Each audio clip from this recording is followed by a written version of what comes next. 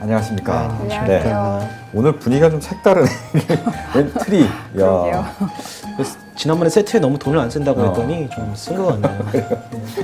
야, 아니 크리스마스 특집은 너무 이른 거 아니에요? 우리 이 다음에 다음은 크리스마스 지난 다음에 나오겠구나. 아주 적당한 타이밍일 수 있겠네. 아무튼 신경 써주셔서 세트를 감사합니다. 이거하고 이거 네. 많이 투자하셨나요 이번에? 네. 모자도 쓰셔야 될 것 같아요. 어떻게 옷을 내가 이런 걸 입고 왔는데? 오늘 이건- 공교롭게 그냥 다들 이렇게 검은색을 입고 왔는데 이렇게 혼자 빨간색을 입고 오셔서 저희끼리 역시 뭔가 메인은 야, 감이 있나 봐요. 타고났구나 이런 생각을 좀 했습니다. 오랜만에 협찬이 들어왔습니다. 우리 오. 예전에 처음에 책 들어왔죠. 그 제목이 뭐였죠? 그게 잉여. 속물과 잉여. 속물과 잉여. 그렇죠. 뭔가 이분이 본인의 앨범이 굉장히 잉여로운 앨범이다. 그래서 잉여 사람과 굉장히 잘 어울릴 것 같다고 하면서 여기에 좀 협찬을 하고 싶다. 제가 음악 기자로서 솔직히 말씀드리면 굉장히 대중적인 음악은 아닙니다. 약간 듣고 당황해하실 수도 있는 그런 음악이에요. 제목을 잠깐 소개할게요. 1번 트랙이 불교 발라드 파트 1이에요. 불경 읽는 소리가 막 나오면서 이렇게 발라드로 이렇게 연결이 되는. 두 번째 트랙이 아메리카로 떠난 딸. 그 다음에 3번 먹자골목 형님. 4번 먹자골목 앵벌이. 5번 먹자골목 취객. 이런 거. 무슨 네. 한편의 서사가 그려지네요. 12번 천상천하 유아 나덜론. 뭐 이런 식이에요. 이게 그래서 제목만 들어도 정말 잉여로운 음악이구나라는 걸 느낄 수 있는. 연말에 약속 없으시고 그냥 집에 계시는 분들 이렇게 저희 잉여사랑 보시면서 네. 따뜻하게 이제 난방 올리시고 귤 까드시면서 이 음악 함께 들으시면은 잉여로운 연말이 되지 않을까 네. 그런 생각 해보고요. 네. 제가 하나 가져가야겠네요. 그런가요? 네. 하나 드리겠습니다. 네. 지난번 이제 잉여사롱 임성한 편 이제 통계가 나왔습니다. 약간 통계가 무슨 맨날 성적표를 받는 것 같은 그런 기분인데. 이거 왜 이렇게 계속 주는 건지 모르겠어요. 제작진들이 알고 있으면 되는 거 아닐까요? 네. 아니 근데 이걸 보는 거 댓글 본 재미도 또 쏠쏠해요. 그 점점 조회수가 늘고 있는 것 같긴 해요. 평균적으로. 네. 유튜브 8,800회. 좋아요가 40, 싫어요가 6. 네. 역시 임성환 작가가 핫하네요. 그러네. 응사편이 이제 유튜브 10,000번이 넘었고 다음 TV팟이 18,300. 다음 TV팟 굉장히 많이 나왔습니다. 예, 역시 괜찮습니다. 응사에 대한 반응이 좋은데 임성한 작가 역시 응사 못지않은 예. 그런 어떤 아니 저희가 방송이 나가고 나서 네. 더 핫해졌어요. 그 왜냐면은 이 오로라에게 유일하게 남아있던 가족이었던 그 강아지라고 해서는 어쩌 개니까 살짝 좀 있을 거예요. 떡대가 네. 극에서 하차를 하면서 정말 오로라가 혼자 남겨졌기 때문에 개마저 이제 네. 보내버리는. 또 그 와중에 또 임성환 작가는 차 기자가 이미 계약을 했다는 소식이 들려오면서 그러게요. 정말 그 꺼지지 않는 불꽃 같습니다. 자기는 굉장히 사신처럼 굴면서 네. 불사신으로 네. 그런 얘기도 있었잖아요. 인기가 많아서 안티가 있는 거다라는 대사가 바로 어제 나왔습니다. 네. 야 무슨 정말. 인기가 많아서 안티가 있는 거다라는 이야기는 조금 이따 좀 할 얘기가 있을 것 같은데요. 네. 댓글 얘기하면서 그렇습니다. 이거 댓글들이 이렇게 많은 편은 아닌데 굉장히 양질의 댓글들이 올라오고 있어요. 여기 정백킴, 김선영 평론가는 반고가 아니라 완고가 돼야 된다. 완전 고정이 돼야 된다는 거죠. 뭐 이미 지금 거의 완고 대우가 거의 되고 있지 않습니까? 뭐 이미 소개 멘트 없이 평소 같았으면 이번 주에도 김선영 평론가님 모셨습니다. 안녕하세요 네. 이런 거 해야 되는데 그런 거 전혀 없이 그냥 바로 시작하는 거 보면 그러게요. 네. 점점 무심해지고 있네요. 어떻게 요거는 완고로 받으시나요? 일단 제작진하고 이야기를. 네. 아니, 성이 같다고 해서 지인으로 착각하지 말아주세요. 네. 네. 아니, 한국에 김씨가 얼마나 많은데? 김정배는 제 친구 중에 김정배라는 친구가 있는데 이 걔가 아닌가 싶은데 내가 한번 물어봐야겠는데 지금. 알겠습니다. 그 다음에 홍성준이란 분이 굉장히 의미 있는 댓글을 남기셨네요. 예, 저도 우연히 보게 되었는데 재밌네요. 가만 보면 임성환 월드와 박근혜 월드가 유사한 점이 굉장히 많아요. 위험한데? 첫째, 일단 말도 안 되는 내용이다. 둘째, 욕하면서 본다. 욕하면서 본다. 셋째, 그러나 고정 시청률은 높다. 괄호 열고 시청률만 믿고 까분다. 그래서 지금 박 대통령도 지지율이 꽤 탄탄한 편이에요. 아직. 뭐 4. 그녀는 고집이 세다. 5. 주변 사람들은 그녀 말에 쩔쩔맨다. 6. 공주처럼 도도하다. 여기까지는 제 의견이 아니라 댓글이라는 걸 좀 말씀드리고요. 이게 굉장히 뼈가 있는 댓글입니다. 이거 재밌으면서도 우리 쪽으로 올 게 아니라 저기 방송을 좀 잘못 찾아오신 것 같은데 시사 게이트와 어린 시사 쪽으로 댓글. 토스를 좀 해주시면. 아니에요. 근데 이게 굉장히 좋아요. 네, 재밌었어요. 국정원 걱정하지 마시고요. 댓글 보고 국정원에서 찾아오는 거 아니냐 이런 걱정을 해야 되는. 예. 야, 리트윗만 정말. 안 하면 되는 거 아니에요? 네. 그러게요. RT만 안 하면 되는 거 아니에요? 지난주에 이제 용메일을 저한테 보내라 하면서 메일 주소를 공개했잖아요. 제 메일 주소를. 여기 잉여사롱 재밌고 예리한 분석 잘 보고 있습니다. 여기 미국인데 한국 매체를 쉽게 접할 수 없으나 분석하시는 내용만 유추해도 귀한 평가를 접할 수 있어서 좋습니다. 잉여사롱 프로그램 더욱 발전되고 바른 비평을 통해 새로운 시야를 열어주시기 바랍니다. 미국에서 프랜시스. 이분. 야, 이 용메일을 보내랬더니 이런 훈훈한 메일을 보내주셔서. 엄청난 교양 방송인 것 같은 그런 네. 메일이. 그런데 이제 또 반면에 다음 TV 팟에는 네. 욕 댓글이 드디어 달렸습니다. 네.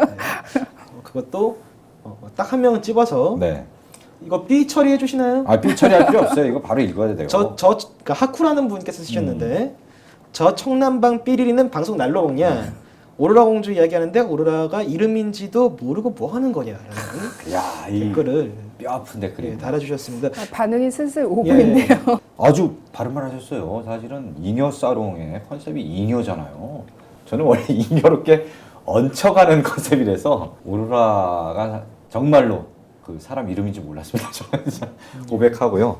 방송을 날로 먹는다고 좀 보시는 분들도 사실은 날로 봐주시면 됩니다. 네. 생식 방송 네. 이어서는 본격적으로 좀 시작을 해보죠.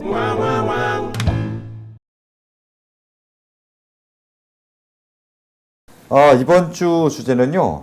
약간 우리가 네. 응답하라 1994 그리고 임성한 굉장히 핫한 두 드라마 내지는 두 드라마 작가에게 묻어가는 이런 날 방송을 했는데 이번엔 또 묻어가죠. 이번엔 이름으로 묻어가. 아니 묻어가는 인형. 게 정체성이라면서요. 그러니까 일관되게 이름으로 가야죠. 묻어가는. 예. 타이틀 좀 바꿔야 될 것 같은데 묻었사롱 뭐 이런 거. 이번에는 그 잉여라는 그 제목으로 묻어가는 그런 코너를 이번 회를 한번 마련해봤습니다. 요즘 그 잉여가 들어가는 그 독립영화 두 편이 굉장히 화제를 모으고 있다고 해요. 첫 번째로는 일단 먼저 개봉한 작품이죠. 음. 박찬욱 감독이 음. 극찬을 했고 새 시대의 비트다라는 이야기를 했다고 알려진 독립영화 잉투기가 네. 지금 연일 화제를 불러모으고 그렇습니다. 있습니다. 네. 관객들도 꽤 들었다고 들었어요. 이 관객들도 관객들이지만 네네. 일단은 작품 자체가 가진 힘이 입소문을 타면서 많은 관객이 드는 것보다 오래 걸려 있는 게 더 중요한 작품들이 있거든요. 오피니언 리더라고 할 수 있는 분들이 많이 홍보를 해주시더라고요. 맞아요. 얼마 전에 뭐 김태호 PD도 트위터에다가 한 번 더 봐야겠다고 이렇게 올리고, 그러니까 알아보는 사람들은 여러 번 보면서 이제 좋아할 만한 영화가. 잉투기라는 제목에서 이제 유추할 수 있듯이 원래 잉여들의 어떤 싸움 뭐 이런 거에서 나온 거잖아요. 근데 영화 안에서는 그렇게 해석을 하지 않더라고. ING 투기. 우리는 아직도 싸우고 있다. 현재 진행형이라고 네. 해석을 하죠. 네. 구체적인 얘기를 하기 앞서서 대략의 스토리를 먼저 얘기해줘야지 시청자들이 좀 그렇죠. 이해가 빠를 것 같으니까.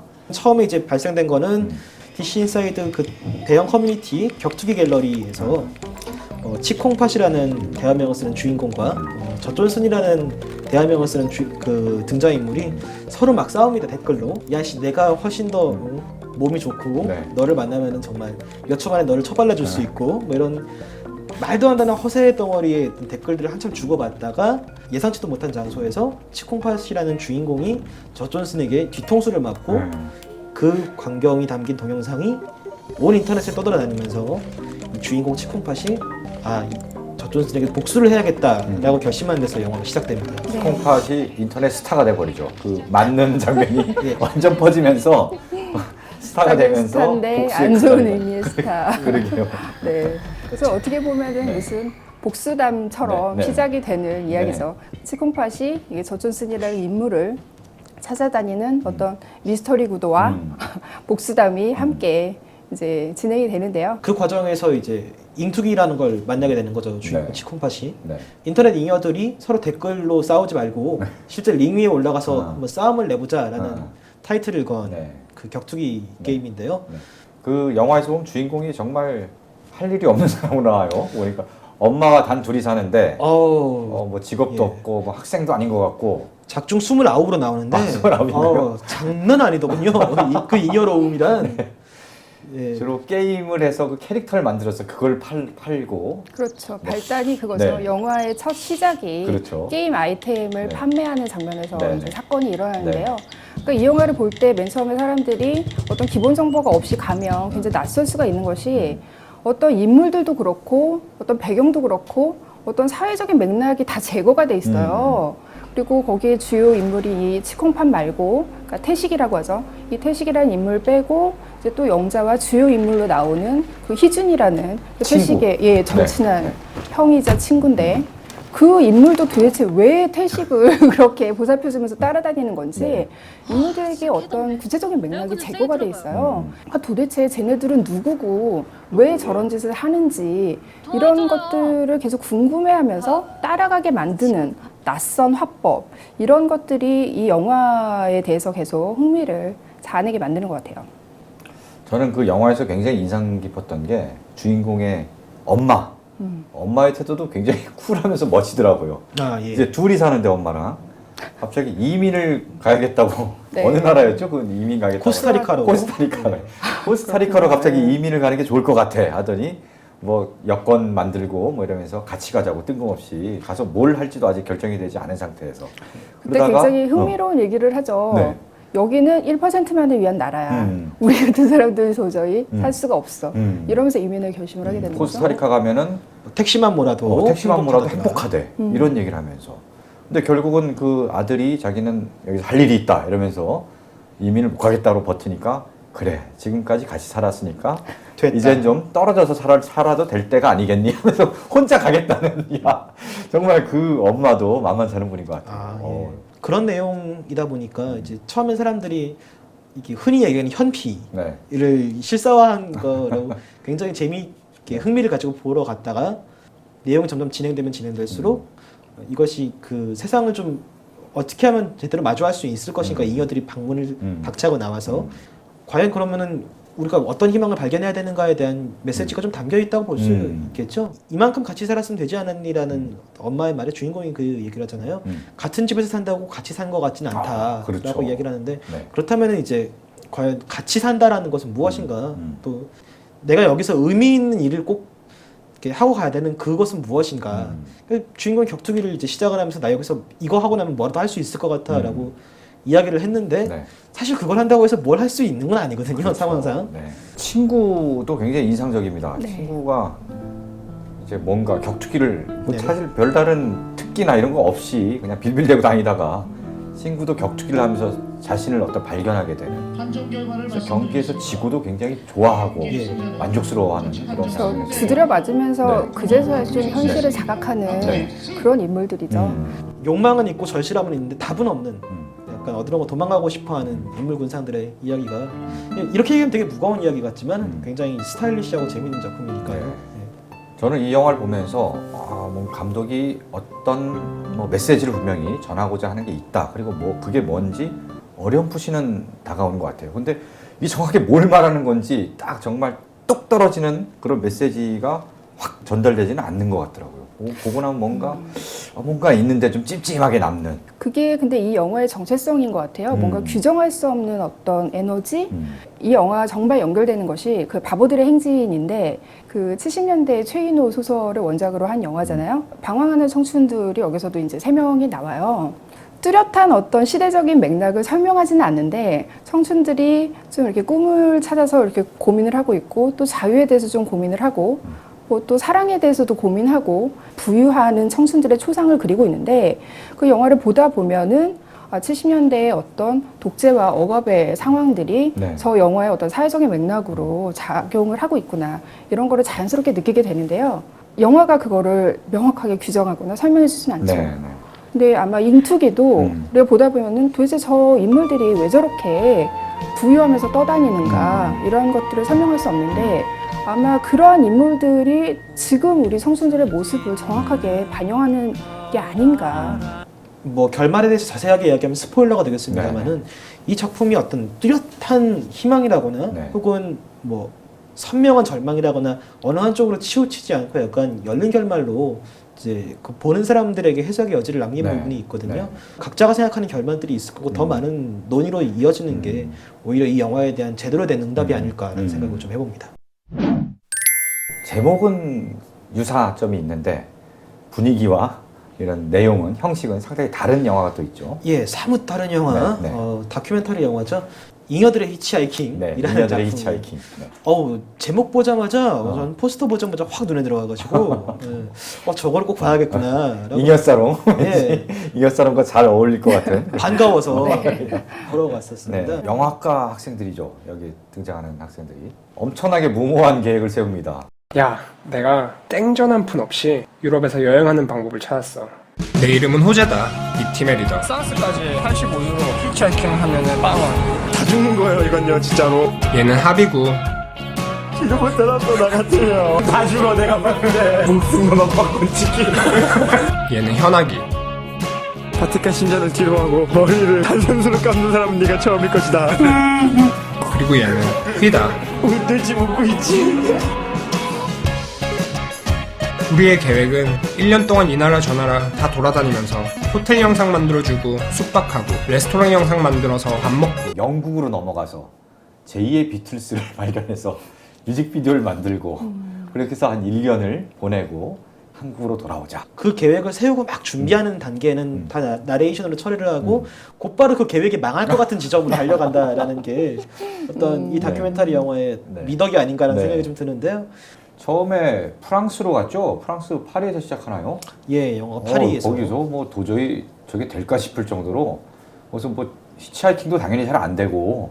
그러니까 처음에 이자들이 히치하이킹을 하는 건 계획이 없었던 거죠. 네. 원래는 민박이나 그렇죠. 뭐 호스텔 같은데 연락이 막 올 줄 알았대요. 연락이 안 왔고 그래서 아무도 자신의 영상을 원하지 않았고 자신들을 귀엽게 봐준 한인 민박집에서 네. 며칠을 묵다가 네. 더는 안 되겠다라고 생각을 해서 로마로 건너가기로 한 거죠. 날이 더 추워지기 전에 이제 가장 홈스테이나 민박, 호스텔이 많고 로마로 가면 뭔가 답이 있겠지라고 생각을 했는데 머릿수는 처음에 7이었는데 이 7을 가지고 다 돈을 써가면서 로마로 갈 수 없으니까 그럼 우리 히치하이킹을 하자에서부터 이제 여행이 갑자기 하드코어해지기 네. 시작하는 거죠. 이 사람들이 그냥 우리 젊은 날에 이런 도전을 해보자 이런 무모한 객기만 가지고 시작을 한 건 아니고요. 한 학기 등록금을 벌기 위해서 아르바이트를 열심히 방학 동안 했는데 한 학기 등록금이 안 나왔답니다. 이 4명분이. 이럴 바야 그러면 차라리 더 큰 꿈을 가지고 유럽을 가보자. 이 사람들이 이걸 실현시키기 전까지는 안 돌아가리라는 다짐을 공고히 하기 위해서 참 무모한데 학교를 다 그만뒀고요. 네. 휴학도 아니고 그만뒀다 그래요. 예, 아예 그만뒀고 심지어 처음 7명 중에 있었던 일행들 중에는 직장을 그만두고 팀에 합류한 사람들도 네. 있었다고 합니다. 사실 관객들 입장에서 보면은 처음에 앞에 프롤로그 나올 때부터 굉장히 조마조마한 거예요. 네. 어쩌려고 저래 저 사람들 왜 저렇게 무모한 짓을 세상 물정을 몰라 너무 모르구나 하는데 점점 더 이제 갈수록 뭔가 이제 거기에 적응을 하고 진화해 나가더라고요. 나중에 우여곡절 끝에 로마까지 건너갔는데 거기도 이제 한인 민박집에서 아무데도 그 영상을 뭐 원하고 이런 데가 없는데 거기서 뭔가 반전이 일어나죠. 첫 의뢰 메일이 옵니다. 그게 갑자기 온 유럽의 숙박업계를 뒤흔들면서 아니 뭐 굉장히 잘 만들었어요. 이 친구들이 굉장히 감각 있는 친구들. 예, 아주 감각적으로 잘 만들었더라고요. 저도 영화로도 보고 나중에 이 제작팀의 그 유튜브 계정을 들어가서 좀 몇 개를 유튜브에 또 다 영상 올려놨군요. 예, 남아 있습니다. 뒤져보시면 나오는데요. 실제로 나중에 이 사람들이 생라면을 뜯어먹던 사람들이 갑자기 삼시세 때를 네. 스테이크를 먹는 네. 그런 대반전이 일어나는 이제 그런 거기서 하는 표정이 굉장하죠. 그렇죠. 여기저기서 다 우리도 만들어달라고 의뢰서를 막 하는 거예요. 막 심지어 비행값을 대고 영국에서 우리나라로 와라. 와서 만들어달라. 이런 데까지 생겼습니다. 그리고 이 멤버들이 그 리액션들이 굉장히 좋아요. 이분들이 뭐 24, 22, 뭐 20 이런 이 한참 이제 정말 갓 20대 진입했을 때 다녀왔던 영상들이라서 그런지 보면은 우리 이제 삶에 찌든 우리와는 다르게 굉장히 생동감이 넘치고 네. 극장에서 보다가 정말 그 육성으로 온다죠 요새.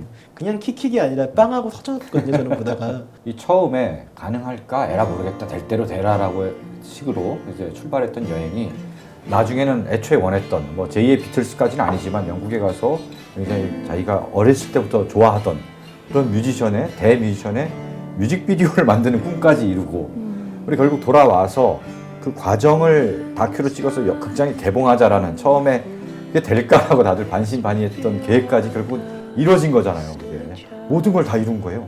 잉투기 속의 청춘들과는 네. 전혀 다른 결말을 그렇죠. 얻어냈네요. 약간 좀 비슷한 느낌은 음. 받았던 게 저는 그 두 편 다 사실은 시스템 안에서는 좀 탈락 일부 직전에 있는 사람들이었던 거죠. 그러니까 등록금을 못 모았고 그래서 다음 학기 등록이 어려웠고 네. 스펙도 없기 때문에 어디 취직하기도 애매했고 어떤 그런 쳇바퀴 속으로 들어가야 되는데 그거는 싫고 그래서 어디론가 탈주를 한다는 건 마찬가지였던 것 같아요. 사실 답답한 현실 혹은 이제 시스템 안에서 답을 찾을 수 없는 청춘이라는 부분에서 일맥상통하는 부분이 좀 있다고 생각을 했습니다. 좀 인상 깊었던 대사 중에 하나가 잉여는 생각은 많다. 근데 행동하지 않는다라는 대목이 나와요. 근데 결국은 생각만 많고 행동하지 않다가 유럽에 가서 일을 저질러 버리고 행동을 직접 함으로써 어떤 생산적인 쪽으로. 이게 뭐 근데 그 대사가 네. 되게 중요한 개념인 게 뭐냐면 우리가 흔히 잉여들은 어떤 생각의 차원에서 소비를 한다고 생각을 하잖아요. 그러니까 왜냐하면 이제 인간을 어떤 생산성의 기준으로 봤을 네. 때 네. 잉여라는 것은 비생산적이고 그렇죠. 이런 인간이라고 생각을 하는데 사실은 그 잉여들이 부지런히 생각하고 이런 것 자체가 어떻게 교환 가치로 환산될 수 없는 그런 생산성일 수가 있거든요. 어떻게 보면 장난 같기도 하고 그렇죠. 이렇게 왜 돈을 어쨌건 간에 재화를 제공받고 만드는 건데 왜 저렇게 장난스럽게 만들지라고 생각을 할 법도 한데 그러니까 문제는 그것이 통했다라는 거죠. 사실 이 잉여담론이라는 게 우리가 좀 이렇게 대중화되기 시작한 것이 그 2000년대 문학에서 먼저 이제 백수문학이라는 것이 유행을 했어요. 그러니까 가령 뭐 박민규 씨의 뭐 산미 슈퍼스타즈의 네, 네. 마지막 마지막 팬클럽이라든지 가불고시원 체륙이라든지 뭐 이런 작품들을 통해서 이제 백수들이 우리 한국 소설의 중요한 인물로 등장을 하기 시작했거든요. 제도권에서 탈락되고 소외된 그런 존재들이 그려가는 그런 이야기인데 사회에서는 이들을 백수라고 바라보지만 사실은 어떤 자발적인 백수의 차원이 있다라는 거죠. 주류 사회는 이미 어떤 물질적인 가치관에 의해서 지배되고 굉장히 과잉 경쟁을 유발하는 신자유주의 사회인데 그런 시스템에서 내가 좀 떨어져 나오겠다라는 어떤 아웃사이더의 입장. 최근의 잉여 담론은 이것과는 약간 좀 차별화된 이야기 같아요. 그러니까 시대가 그때보다도 더 많이 악화가 됐고, 그래서 이제 잉여들을 말할 때 그때 어떤 자발적인 그런 긍정성의 개념보다는 좀 무기력함, 꿈을 찾을 수 없는 이 현실에 대한 어떤 절망, 좌절 이런 것들이 패배감 이런 것들이 좀 더 많이 들어가 있는 그런 맥락이라고 생각을 하거든요. 그래서 어떻게 보면 잉투기의 그런 무기력한 현실들은 그 요즘 시대의 잉여들의 어떤 무력감, 패배감 이런 것들을 굉장히 사실적으로 네. 그래도 뭔가 자신들의 어떤 희미해져가는 존재를 인정받으려는 어떤 청춘들의 투쟁을 굉장히 사실적으로 보여주는 그런 면에서 굉장히 의미가 있고 잉여들의 히치하이킹 같은 경우는 그 2000년대 초반에 그 백수문학에서 얘기를 했던 어떤 그런 자발적인 잉여의 개념, 좀 긍정적인 생산성의 개념 예, 이런 것들 예, 그런 측면을 좀 보여주는 영화가 아닌가 싶어요. 독립 영화뿐 아니라 독립 애니메이션도 있잖아요. 시청자분들이 저희가 왜 이런 거를 들고 있나 많이 이제 궁금하셨을 건데 그러게 이 물에 뭐가 있어. 네, 반석샘물이라고 적혀 있죠. 반석샘물. 네. 아마 시간이 지날수록 제 얼굴이 점점 빛이 나고 있을 거예요. 아마 초반에 비해서. 저도 점점 몸이 안 좋은 게 점점 나아지고 있을 것 같다는 생각이 좀 드는데요. 예. 그 아마 애니메이션을 보신 분들만 이해하실 수 있는 농담인 것 같습니다. 독립 애니메이션 사이비. 네, 사이비. 그 연상호 감독의 예. 두 번째 장편 애니메이션이잖아요. 전작 돼지의 왕으로 상도 많이 받았죠. 돼지의 왕. 했던 학교를 이번에는- 배경으로 해서 그렇죠. 이제 계급 사회에 대한 네네. 어떤 우화적인 네. 풍경을 담아냈고요. 왜 이걸 갖고 왔는지는 설명을 끝까지 안 그러게 해봤나봐요. 이게 반석. 하여튼 그 영화에서 그 애니메이션에서 굉장히 중요한 역할을 합니다. 그러니까 순진한 목사를 꼬드겨서 교회를 만들어주겠다고 이야기하는 전도사가 사기꾼이죠. 목사님의 기도발이 담겨 있는 물이다. 이걸 마시면 모든 병이 다 치유된다라고 홍보를 하면서 멀쩡한 물에다가 반석샘물이라고 이렇게 붙여서 이렇게 돈을 갈취하기 시작하는 거죠. 천국에 들려면은 14만 4천 명 안에 들려면은 여러분들 수몰 지역 보상금 받으신 거 다 주셔야 우리가 새로운 동네 가서 새로운 공동체 만들어서 잘 산다. 라고 썰을 풀기 시작하죠. 이제 그거를 유일하게 알고 있는 마을의 한 사람이 동네에서 약간 개차반 취급당하는 주인공이고요. 그러다 보니까 사람들이 아무도 안 믿는 겁니다. 저 사탄이 든 사람이 왜 우리의 행복을 깨트리려고 하는가. 쭉 보다 보면 좀 그게 아니라는 생각이 좀 들죠. 없습니다. 처음 보는 얼굴이구만요.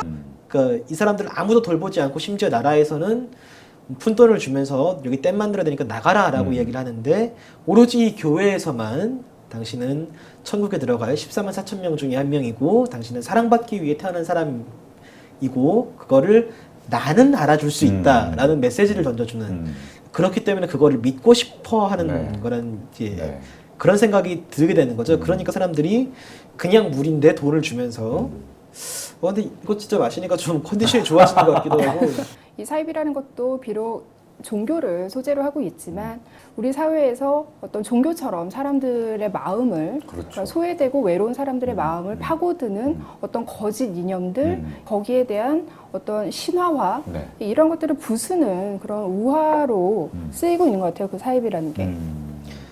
이 연상호 감독의 그 돼지의 왕도 그렇고 사이비도 그렇고 네. 두 개를 보면은 정말 이야기 구조가 굉장히 탄탄합니다. 네. 주제의식도 물론이거니와. 그래서 그냥 실사 영화로 만들어도 굉장히 좋을 것 같다는 생각을 하게 되거든요. 실제로 그런 말을 많이 듣는다고 하더라고요. 네, 그렇다고 하더라고요. 사실 그림은 잘 그리는 편은 아니에요. 그림은 너무 사실적으로 좀 표현을 하고 애니메이션에서 기대하고 있는 어떤 좀 한이 미야자키 하야오 풍의 그런 아름답게 미화된 그림이 아니라 정말 적나라한 어떻게 보면 추의 미를 발휘하는 그런 그림들이죠. 저는 오히려 그런 지점에서 애니메이션으로 만들어지길 잘했더라고 생각하는 부분이 뭐냐면은 오히려 실사로 담아내는 것보다 조금 더 그 제작자의 의도를 조금 더 적나라하게 담아낼 수 있을 정도로 추한 것까지 가지 않느냐. 보는 것만으로도 극의 분위기, 극 안에서 등장인물들이 빚어내는 긴장감이나 위화감, 불쾌함 같은 것들이 확 다가오도록 잘 설계가 되어 있거든요. 이게 캐릭터 디자인은 최규석 작가가 디자인을 했고요. 네. 최규석 작가요. 예, 전작에 이어서 최규석 작가는 만화 작가잖아요. 예, 그렇죠. 뭐가 유명하죠? 습지 생태 보고서 또 둘리에 대한 공룡 둘리에 대한 오마주. 공룡 둘리에 대한 오마주. 36점 뭐 있었던 것 같아요. 100도씨요. 100도씨구나. 36.5도씨라고. 온도 차가 너무 심하잖아요. 작가님 정말 죄송합니다. 저희가 이런 분과 방송을 하고 있는데 제가 대신 사과드리겠습니다. 그래도 도씨는 마셨잖아 이거. 화씨가 아닌 거야. 돈도 꽤 만만찮게 들었다고 해요. 네. 굉장히 많은 자본이 필요한데 연성호 감독 같은 경우는 최대한 그 프로덕션 기간을 축소를 해서 아꼈다고 하고요. 얼마나 아꼈는지를 딱 알 수 있는 게 있습니다. 영화를 딱 보고요. 네. 이제 자막이 올라가잖아요. 목소리를 누가 했는지.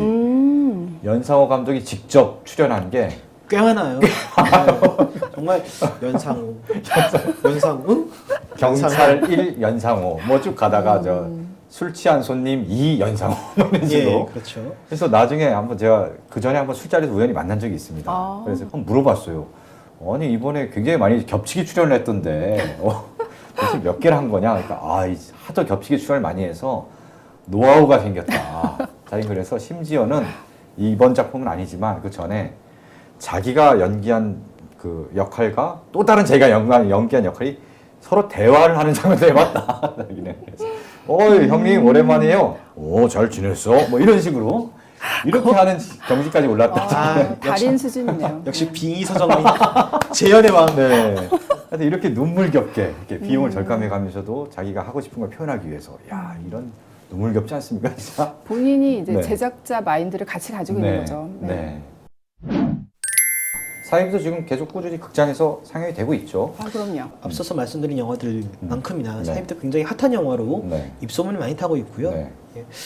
뭐 모르긴 몰라도 저희 잉여사롱보다는 찾는 사람들도 많지 않을까. 그렇게요.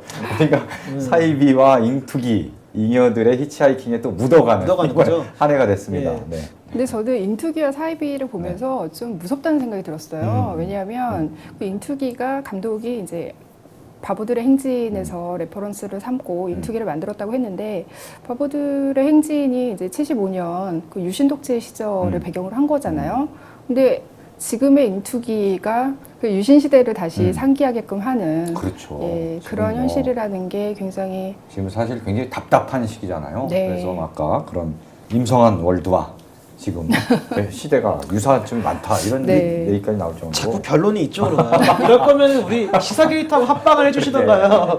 아니 근데 사이비도 보면 네. 그게 그 현실의 이야기라기보다 사실은 70년대에 어떤 잘 살아보세라는 이데올로기예요. 사실은 너를 행복하게 해주겠다. 우리 다 같이 잘 살 수 있다라는 그 이데올로기가 시작된 지점이거든요. 그래서 사이비도 사실은 그 70년대 어떻게 보면 70년대를 배경으로 바꿔도 예, 똑같은 얘기가 나오지 않을까 네. 싶습니다. 사실 그런 거에 좀 정신을 많이 팔리시고 좀 눈길을 이제 혹 당하시는 분들이 정말 자신의 인생이 행복하거나 어떤 물질적으로나 사회적으로나 인정받고 안정되어 있고 이런 감각이 있으신 분들은 사실 잘 안 들어가세요. 그런 정말 기댈 곳이 없어서 곧 쓰러지기 일보 직전인 사람들을 홀려 먹는 것들이 사실 이제 이런 쪽이거든요. 네. 그런 것들에 대한 이야기들이 2013년 겨울에 나왔다는 네. 거는 좀 어느 정도는 경고의 메시지가 아닐까라는 생각도 좀 해봅니다. 그럼요. 네. 저는 그 뭐 너무 구체적인 장면이 될 수도 있겠지만 이 장면이 굉장히 인상이 깊었어요. 거기서 이제 몹쓸 병에 걸린 폐병에 걸려 폐렴이었나요? 하여튼 그 예. 죽을 병에 네, 걸렸다가 폐병. 네, 죽을 병에 걸렸다가 그 교회에 나가고 이 반석 샘물을 마시면서 이제 건강이 좋아졌다가 결국은 나중에는 이제 죽지 않습니까? 근데 굉장히 행복한 얼굴로 떠나요. 네. 이제 자기가 죽은 다음에 뭐 천국에 갈 수 있다고 생각을 했기 때문에 그랬을 텐데 나중에 이게 결국은 다 모든 게 거짓이었다, 사입이었다라는 걸 알게 된 이후에도 그 죽은 사람의 남편은 이렇게 얘기합니다. 그거는 거짓이 아니라고 생각한다. 이렇게 지금 믿고 이렇게 편안하게 가지 않았느냐. 이건 거짓이 아니라고 생각한다라고 했는데 뭐가 실체가 진실이든 거짓이든 간에 그걸 결국은 어떻게 받아들이고 생각하느냐. 그 마음이 제일 중요하다는 느낌을 받았어요. 그래서 종교라는 것도 사실은 좀 그런 차원에서 설명할 수 있는 부분이 아닌가 싶어서 예, 뭐 사회적인 우화이기도 하고 종교란 무엇인가에 대한 근원적인 어떤 답변 같다는 느낌도 받았거든요. 저는. 그 실제로 저는 이 영화를 보면서 좀 우리 사회에 작년에 제일 첫 번째 키워드가 힐링 열풍이었잖아요. 그래서 힐링 열풍에 대한 굉장히 냉소적인 대답이다라고 느꼈거든요. 근데 연서영 감독도 인터뷰를 하면서 많이 얘기를 하더라고요. 힐링 권하는 사회, 어떻게 보면 불안감과 불행 이런 것들이 번지고 있는 것은 사회 구조적인 문제인데 요즘 유행하는 그 힐링 열풍은 어떤 사회 구조적인 문제를 개인적 차원으로 환원을 시키는 거잖아요. 그래서 이제 멘토에 대한 어떤 비판 이런 것들이 이제 사이비라는 이 영화의 우화적인 형식을 통해서 예, 드러난다고 봅니다. 그러니까 실제로 이 두 편을 같이 보고 있으면은 모두 다 좀 소외되고 외롭고 어떤 배제되고 탈락된 사람들이 잉투기에서는 그 인터넷 댓글질과 뭐 내가 더 잘났다라는 어떤 인정투쟁 매달리는 거고요. 네. 사이비도 사실은 인정투쟁 같아요. 왜냐하면 그 종교만큼 중요하게 등장하는 문구가 당신은 사랑받기 위해 네, 태어난 사람이잖아요. 그렇습니다. 네. 그러니까 너는 다른 데서는 차별받고 소외되고 아무도 알아주지 않는 존재지만 너는 사실은 사랑받기 위해서 태어난 사람이야. 그리고 나는 그걸 알아. 그 틈을 파고드는 또 인정받고 싶어하는 욕망을 파고드는 거죠. 어쨌든 오늘 이렇게 살펴본 잉투기 그리고 잉여들의 히치하이킹 그다음에 사이비까지 뭐 주말이 됐든 연말에 됐든 신년이 돼도 극장에 가서 한번 보시면서 재미도 느끼고 또 여러 가지도 생각하게 되는 그런 좋은 계기가 되지 않을까 싶습니다. 저라면은 신년까지는 안 기다릴 것 같고요. 이게 또 네. 저희가 뭐 입소문이 많이 나서 어. 오래 걸려 있을 거라고 이야기했지만 언제 또 내려갈지 모르는 거니까 저라면 올해 안에 우리 뭐 잉여사롱에 추천으로 왔다 이러면 뭐 티켓 값도 좀 할인해주고 이런 이벤트 하면 좋은데 말이죠. 일단 저희부터 어떻게 좀 할인받아서 다시 볼 수 있는. 그러니까 저희가 지금 제작비가 회수가 안 되는데 어디 가가지고 할인을 제공하기에는 좀 네. 그렇습니다. 앞으로도 뭐 잉여사롱에서 좋은 영화, 뭐 좋은 뭐 프로그램이 있으면은 계속 이렇게 추천해주는 이런 자리를 마련하도록 하겠습니다. 네. 그리고 다음에는요, 이제 우리도 한 해를 정리하는 그런 네. 송년회 특집을 마련하면 어떨까 싶어요. 그쵸. 그쵸. 또 저희도 또 나름 자축을 네. 할 만한 게 이게 언제까지 가겠나 했는데 연말까지 살아남았으니까 제작진 쪽에서는 굉장히 화려한 파티장을 준비하겠다고 지금 큰 소리 빵빵 치는데 내가 봤을 때 여기야. 내가 봤을 때 여기에 그냥 과연 꽃술 좀 달고 CG로 그냥 파티장을 만드는 거 아니야 이거? 지난번에 CG 잘 넣었던데요. 벽장하고 벽지 같은 거 잘 넣었던데. 네. 하여튼 다음번에는 어떤 장소에서 여러분을 찾아뵙게 될지 굉장히 저도 드레스 궁금합니다. 빌려 입고 와야 되나요? 그렇게 턱시도라도 하나 지금 맞춰야 되나 지금? 네. 알겠습니다. 그럼 다음 주에 턱시도와 드레스를 입고 멋진 곳에서 다시 뵙기를 바라며 이만 인사드리죠. 오늘은. 네. 수고 많으셨습니다.